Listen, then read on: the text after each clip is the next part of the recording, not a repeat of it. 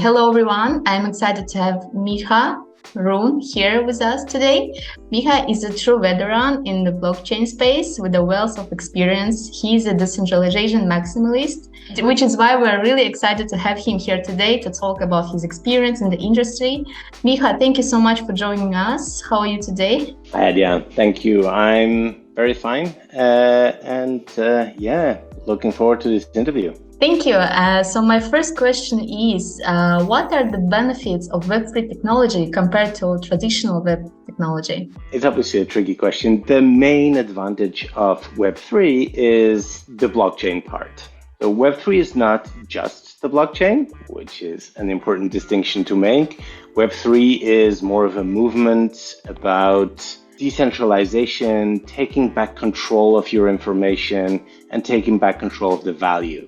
And so what blockchain allows is the transfer of value. What the internet allowed was the transfer of information. So we have this additional benefit that we now are able to transfer value without the help of a third party.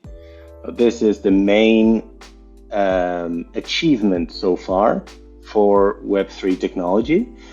But we will also go to having your identity held by yourself and not by a third party, thinking of log in with my self-sovereign identity instead of logging in with Google all the time, which will help us to, disassociate ourselves from all these marketing streams and this monetization of our data and activity. I think this is the main goal of Web3, and the main advantage is that we are able to take back control. And it also has some drawbacks. The user experience is less smooth for the moment, and we're still working on a lot of it. Thank you, Micha.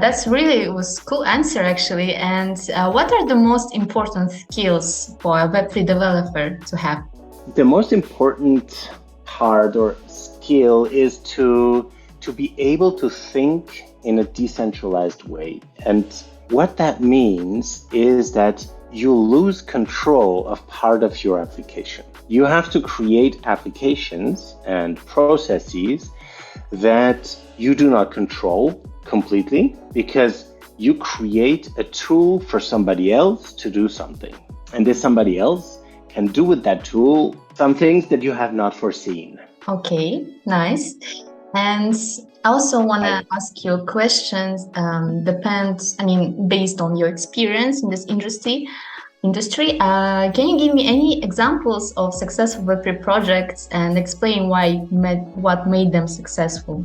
Well, we all know Bitcoin, Ethereum, Avalanche, all these level 1 or layer 1 blockchains. So these are very successful projects in and of themselves. I think there are many other successful projects like taking Liquidity, for example, which is a lending protocol, an over-collateralized lending protocol that allows you to stake ETH and get USD in exchange. It shows the power of self-sovereignty and DeFi, decentralized finance. Uniswap is a very successful project. To date, I think the most successful projects are in the field of DeFi and governance. So there are some governance projects that are nice too, that allow you to organize voting, to organize decision-making in a community. The most difficult part of governance remains the human part, which is how do you make the members participate? This is the most challenging in any governance project, but this is not something that technology can solve. That you need to have willingness to participate, and I think, so I think these are the most successful projects to date. We are still struggling a bit with scalability. If today you have a project based on most layer 1s and most layer 2s too, where all of a sudden you have 10 million members or 10 million users, you will struggle because the transaction volume will grow in a burst and the infrastructure is not built to cope with that yet. So I think this is the major hurdle, and as soon as we can overcome this, then we can have mass adoption. And we have seen that when Twitter was taken over by Elon Musk, everyone said, "Ooh, we're going to go decentralized. Let's go to Mastodon or some other alternative." And then it turned out that, well, these projects are not equipped to onboard 1 million users a week. There is still a lot of work there. So success can also kill you in some instances. I agree. Yeah. I just wanted to ask you about scalability, but thank you. Yeah, you answered already. And so my next question is like, how do you ensure that Web3 projects are resistant to censorship and government interference? It's a very important question. Regulation is the main hurdle for DeFi adoption, for example. It is very difficult to do things in many cases, and laws and regulations are being built to hinder the freedom of innovation, in some cases for good reason, in some cases for, let's say, less good reasons. It is difficult to completely get away from the regulator, because in some cases the regulator just says comply or be outside of the law. And in some application, this means that you cannot conduct your business. So to give a concrete example, you have to be very careful when you tokenize things that you are also registered as a financial institute in some cases, or as a financial intermediary. These things still exist. So what the regulator has not understood yet is that cryptographic proof is real proof, and we can prove that we are honest, which is a new thing. If you consider the financial industry today, banks are considered honest until proven guilty, which probably makes sense because you want to be considered honest until proven guilty, but they're not always honest, as is demonstrated by the fines and other lawsuits that are being brought against banks and financial institutions in general. And as long as you will have to comply with paper reporting instead of being able to provide proof of honesty, it will be difficult to get away from the government. I hope that someday the government will recognize that, yes, cryptographic proof is real proof and it's enough. And regulatory technology will also get to the point where the regulator actually automatically audits everything, but we're not there yet. So for the time being, if you want to get away from the regulator, don't do finances. That would be the short answer. And the longer answer is make sure that you use the right technology, that you use technology that does not allow anyone to trace. There are a lot of technologies that allow this. One example would be Hopper. Hopper is an anonymous messaging project that I like. I like the founder, Sebastian. But these technologies allow you to remain anonymous without necessarily breaking any laws, as long as you don't do anything suspicious. There is a nice anecdote that I like to tell about the regulator, is that people very often dismiss, oh yeah, I can do that, no problem. And it was 2016, and there was the first Bitcoin ATM was meant to be installed in Zurich. And the company who installed it didn't ask for permission. And the day before installing the ATM, so everything was planned, catering was paid for, everything was there.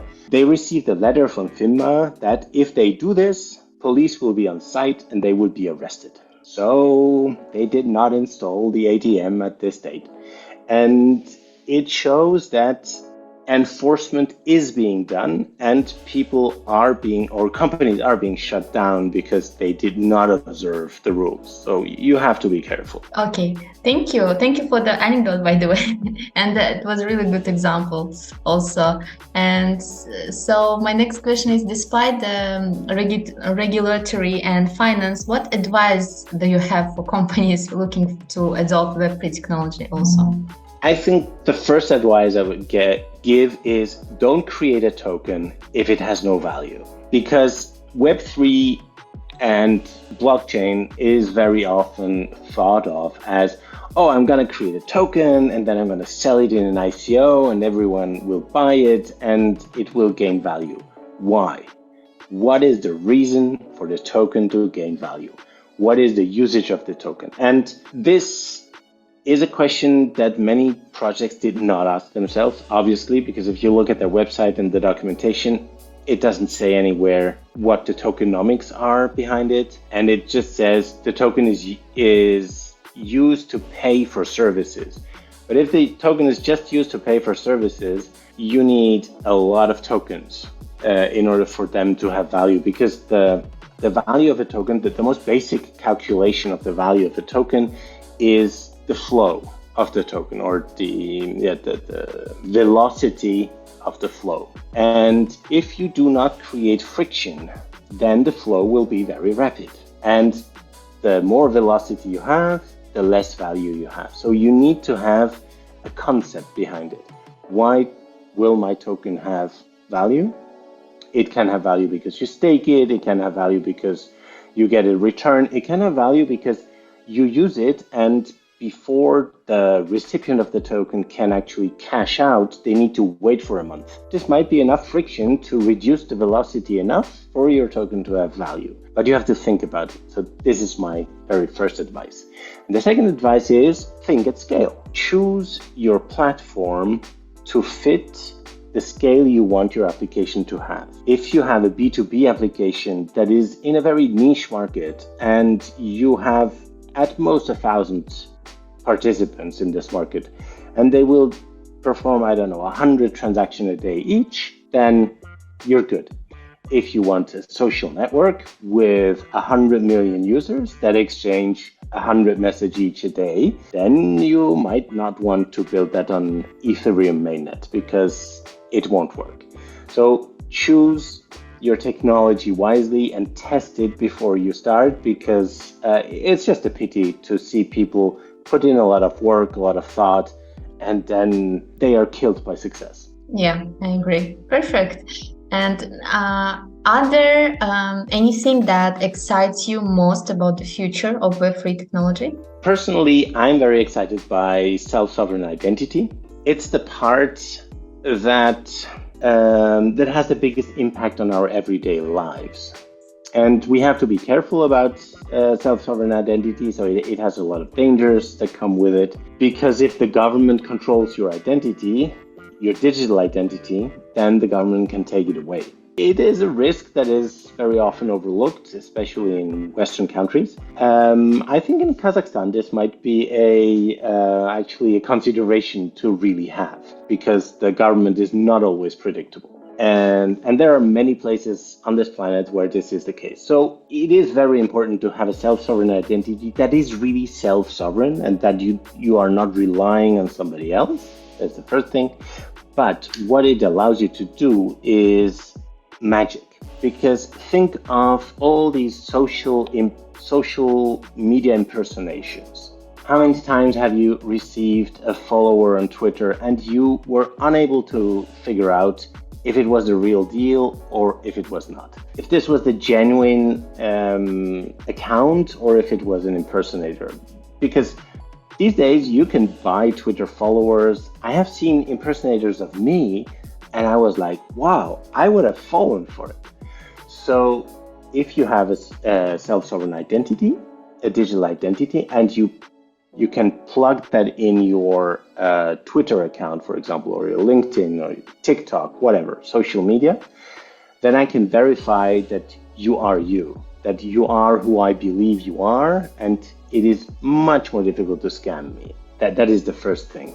It is more difficult to scam people in the digital realm. And the digital realm is where we end up conducting a lot of business. With the capability to transfer value digitally, which was not possible before without a third party, comes also the risk to transfer this value digitally to a scammer and it will never come back.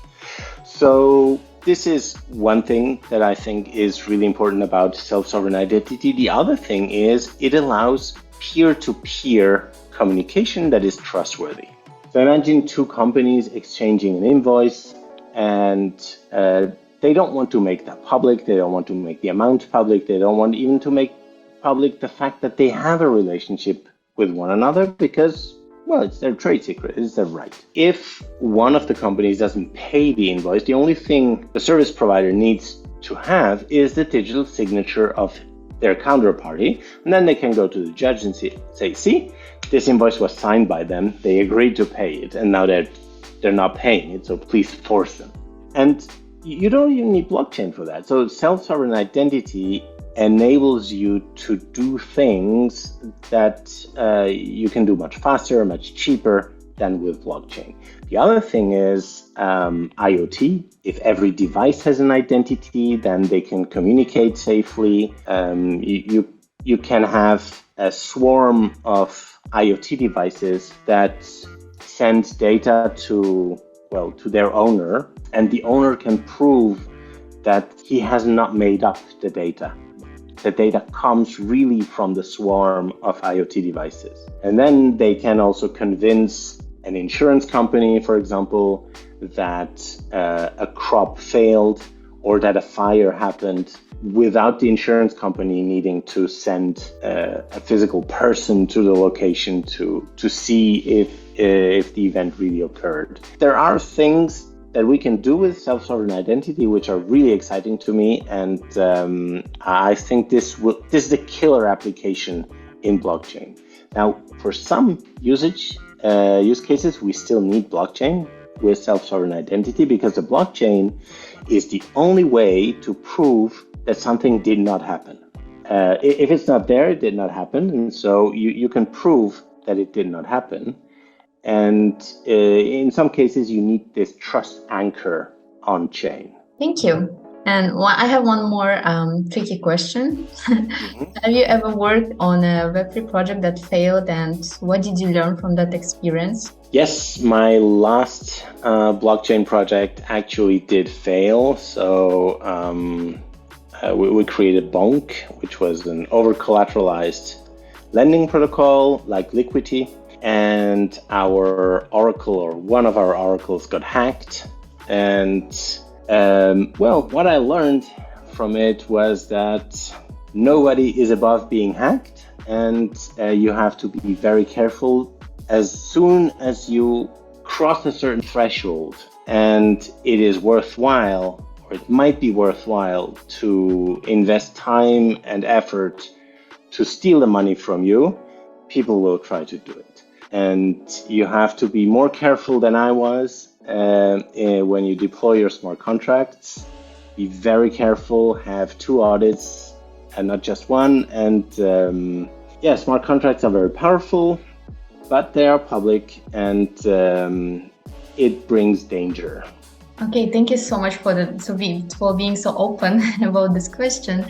And so, is there any other the biggest risk with facing the Web3 ecosystem in the next few years? I think in the next few years, indeed, there is a lot of regulatory risk. We see a lot of hostility coming from the Securities and Exchange Commission in the US and from other regulators too. MiCA, the news regulation in the EU, is okay. At least it creates clarity, but it's not very friendly. So I think the regulatory risk is really high, but it will not kill crypto. Anyone who tells you, oh, but the regulator will just no, that won't happen. There are other places where crypto is welcome. There always will be, and maybe it will slow down the adoption, and it will slow down the usage of it, but this is a movement that cannot be stopped anymore. And we are seeing also regulatory optimism, let's call it. In Hong Kong in June, crypto is reintroduced to China, or to Chinese citizens, let's say. So in June, it is meant to be legal to trade crypto again in Hong Kong. And it opens up a door maybe to mainland China, who knows. We have to be careful with projects or movements that pretend to be open and blockchain that are not. CBDCs in particular, so central bank digital currencies, are not blockchain. And it is important to note that can probably not be open, and it will allow the government to take your money away from you. All these things must not happen because it will be bad for society as a whole. I see risks, but I see a lot of opportunities, and I think in 10, 15 years, blockchain will be so mainstream and so widely adopted that you won't think about it anymore. And when you make a payment in a shop, you will not think, oh, Visa is getting one more data point. You will know that it is anonymous and privacy preserving, and that as long as you're not doing anything wrong, you have nothing to fear, and that's how it should be. Yeah, that's right. That was my last question. Thank you so much, Micha. It was really a pleasure to talk to you. I have even my personal insight about this conversation. And I think that's it. If you have any questions for me, feel free to ask. Thank you very much for having me. Maybe one question. What is your opinion about the future of crypto? I think I think I really need to think about it, and I'm pretty sure it will be more. There will be more regulatory about that and legal framework, and also but I really hope it will be eventually be stable somehow in the future. So I really hope for that. But in the same, I think in the same time there is a lot of risk, and at the same time there are a lot of success in the future, because as we see today, it's really developing increasingly each day. Yeah, I think that's my answer. Okay, thank you very much for sharing. Yeah, that's it. Great. Thank you so much. To it. Thank you. Yeah, have a nice evening, and I hope I will see you again. Actually. Yeah. Have a great weekend. Talk to you soon. Thank you.